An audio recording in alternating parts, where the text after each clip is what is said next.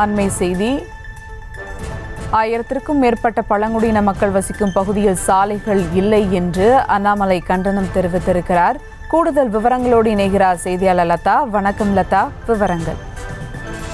சுபா வணக்கம்.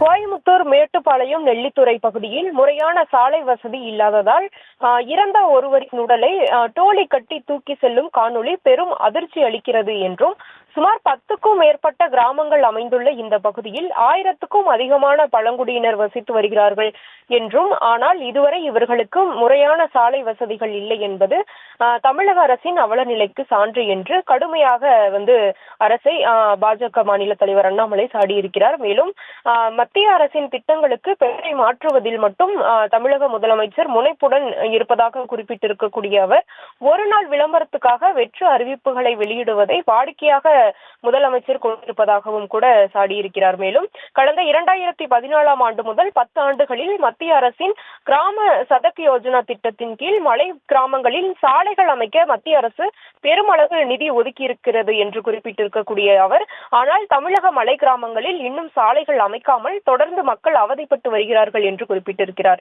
அவசர மருத்துவ உதவி கிடைக்காமல் உயிரிழப்பு ஏற்பட்டு வருகிறது என்றும், திருப்பூர், கோவை, வேலூர், திருவண்ணாமலை உள்ளிட்ட மாநகரங்களை சுற்றி இருக்கும் மலை கிராமங்களில் கூட இந்த சாலைகள் அமைக்கப்படாமல் இருக்கிறது என்றால் இத்தனை ஆண்டுகளாக மத்திய அரசு ஒதுக்கிய நிதி எங்கே சென்றது என்ற கேள்வியையும் முன்வைத்திருக்கிறார். இனியும் தாமதிக்காமல் தமிழகம் முழுவதும் சாலை வசதி இல்லாத மலை கிராமங்களுக்கு உடனடியாக சாலை வசதிகளை அமைத்து தர வேண்டும் என்றும் வலியுறுத்தியிருக்கிறார்.